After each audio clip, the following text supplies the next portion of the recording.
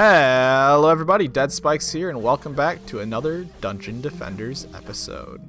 So, we're going to push on to the third Warping Core Challenge Pack 2. And this is probably the easiest one. I don't know, I'm just so experienced in Infested. I've spent so much time there that maybe I just know the map so well that I think it's the easiest. But I think it's even easier than Arcane, and we're going to fly through it. I have a flawless build that I really don't think can go wrong. No matter what you do. I've literally never had a crystal hit or anything. So hopefully that stays true to this video. It's been great so far.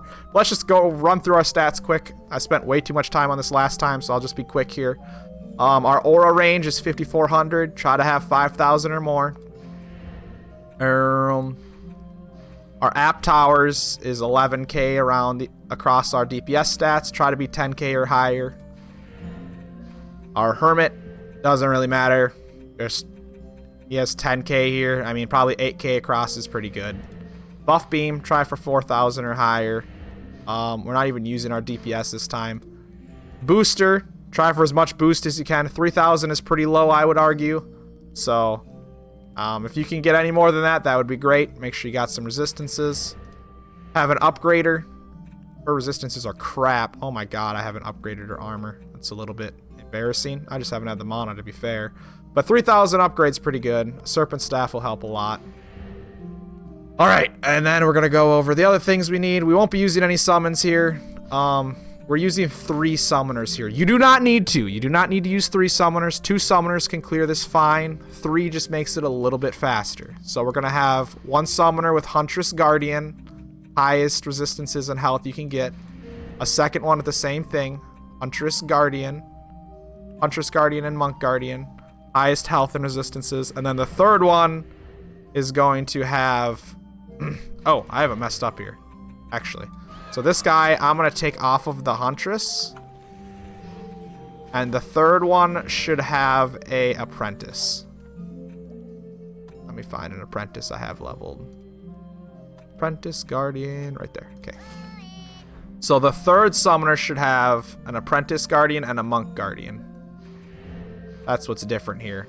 I'm going to use this guy. He doesn't have armor, but I'm still going to use him for now because there's nothing else to even do with this slot. You could use a DPS. You could use your DPS instead if you want, but it really isn't going to help. You don't need it.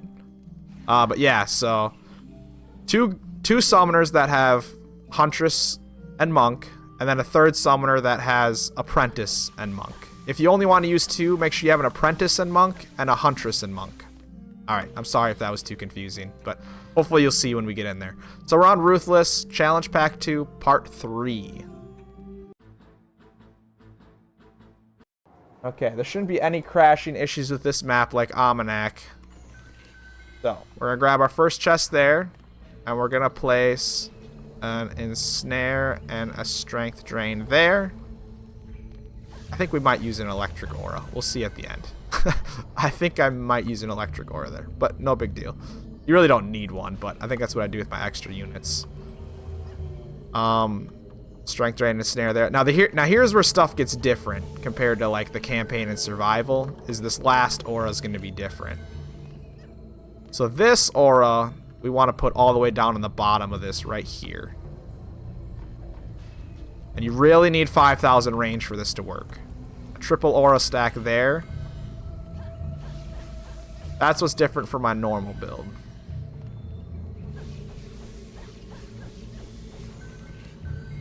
Okay. There's everything we need. Alright, now we're going to grab our buff beams. We only use 2 buff beams. We'll use a third. We'll use a third just cause. We don't need it though. It'll help with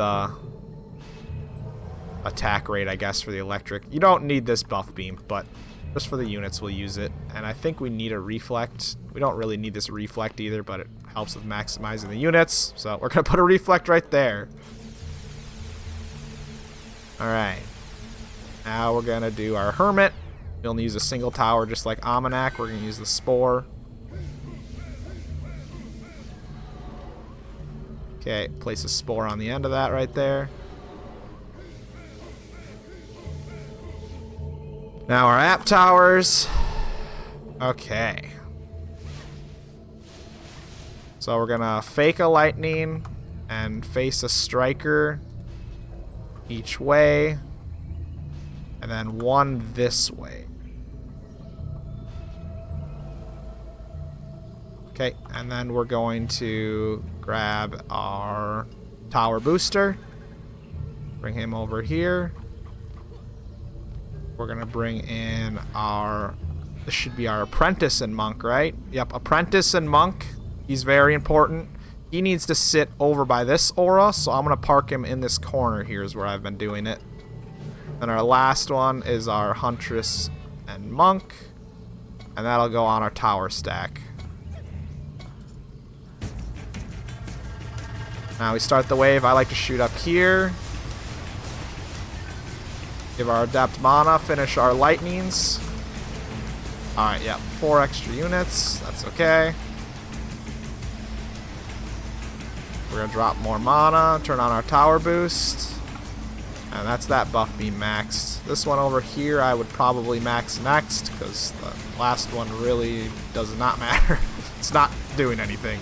Our guardians are just overpowering that last buff beam. That's why it's just not important. Guardians just do the same thing, but stronger. Okay. 4 extra units. I really have no idea where to put that. Is an electric unit 4? Electric aura 4? I think it's 5, so I don't think you can place an electric aura over here with this specific setup. You could just place a bunch of reflex, I guess. Maxing out units doesn't matter though either. There's just nothing those 4 units can do that would help us, to be honest. Okay. There we go. Now we're going to switch to our upgrader.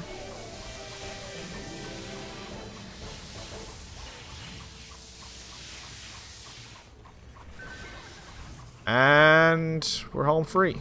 We really don't even have to switch again, but I'll show you my sneaky spot I like to upgrade from. I like to shoot at this door over here. Turn our tower boost on. If you angle the serpent staff just right, you can keep hitting this spawn door and just make a bunch of mana fast. Gotta learn the angle though. There we go. Look at that. It's just making a bunch because it's just smacking that spawn door down there. And if your auras are the correct range and placed correctly, your tower boost is gonna full heal them. So you'll never have to heal your auras, which is great too. Because a lot of them are hitting spawn doors, which drains them fast.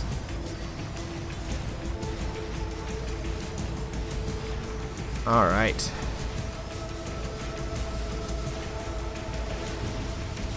Getting there. Probably close to max upgrade already. Yep, that's max upgrade, so I'm going to run up to these auras quick too and try to upgrade them quick.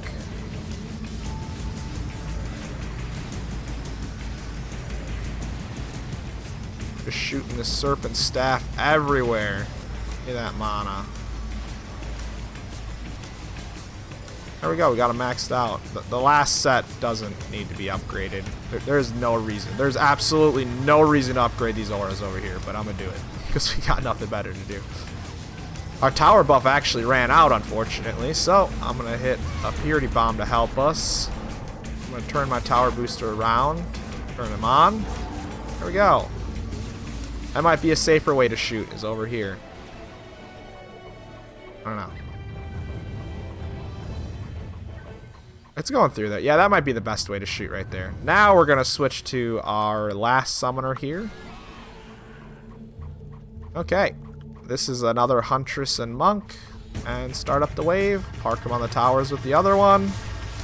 Turn on our tower boost. And we're done. We just do this. You have nothing else you need to do. Just need to turn your tower boost on every wave and you won. I don't even know where the crystals go. I'm going to be honest. I don't even know where they go. Like, I put this build up and it's just not had an issue. It's covering every spot. I don't pay attention to where the crystals go.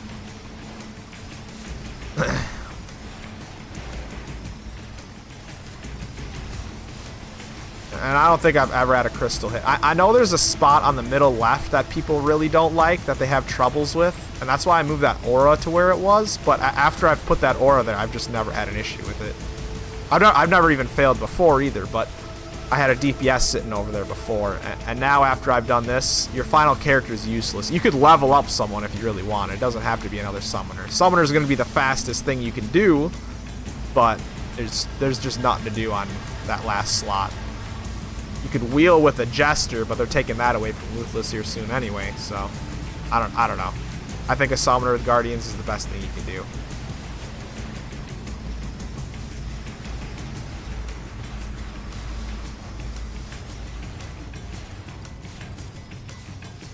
Yeah, that summoner has no resistances at all, so if an Ogre or a Harbinger come by, he's just dead.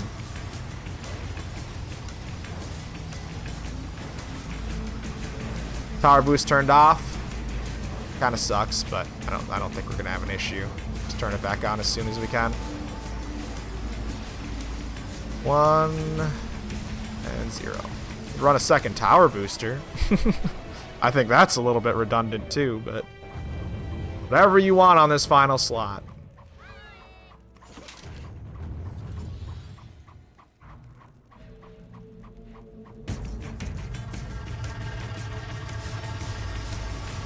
You could even bring in your app towers to boost the tower's damage a little bit more. That would work too.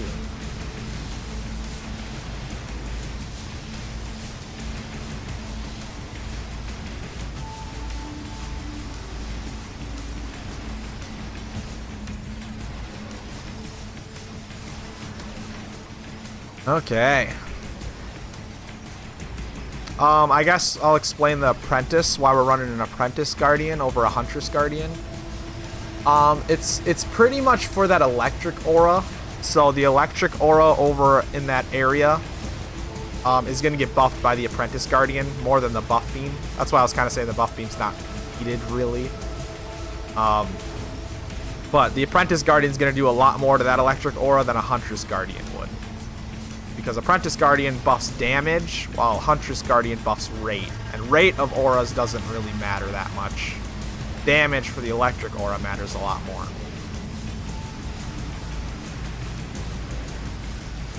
It is very fortunate that the tower booster heals all 3 auras in this build. I like that a lot.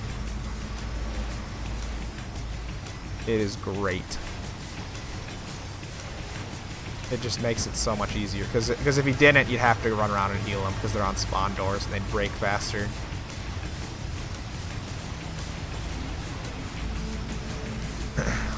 I'll try to show you at the end of this. I don't think I set it up for this video, unfortunately, but if you clear all 3 of these warping core maps, it doesn't even matter if you close your game in between. As long as you cleared all 3, when you go back to Tavern, you'll be given a DPS pet. You'll be given 3 Zamira mounts is what they're called.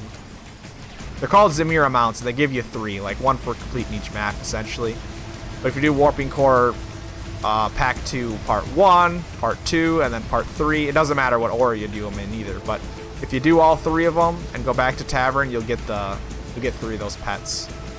So if you're going to be farming a lot of accessories, I recommend to just keep doing them.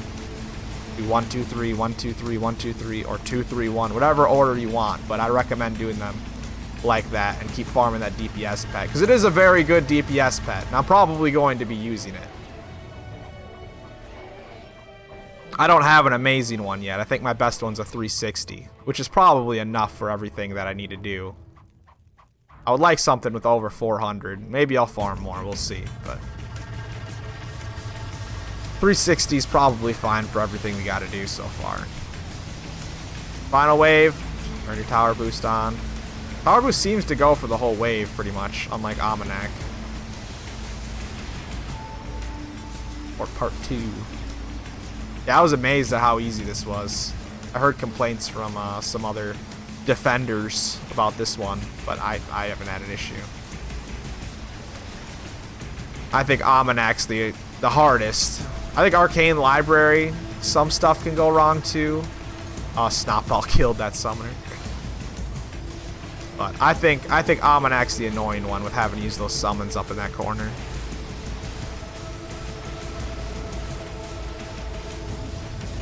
The map's just so big. Almanac's just so gigantic that it's really hard to do without summons or a DPS.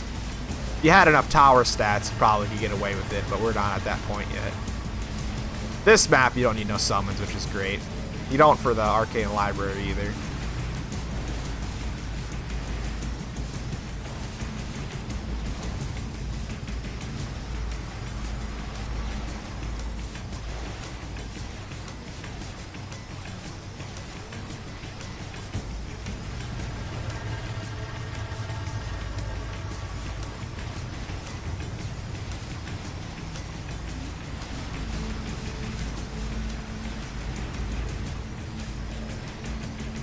Alright, we're almost there. I don't think our tower boost will make it till the end, but it'll be close. The reason we use Spore is because it makes all enemies that are hit by it take more damage from the other towers.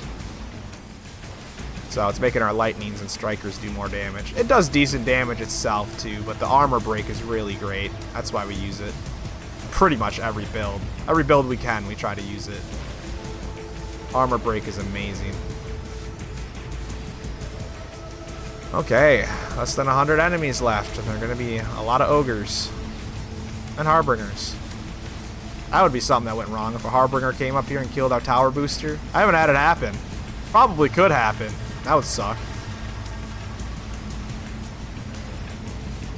A few more seconds. We got some harbingers pushing. They're trying.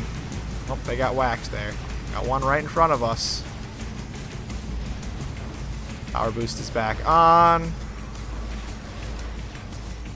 Last few ogres.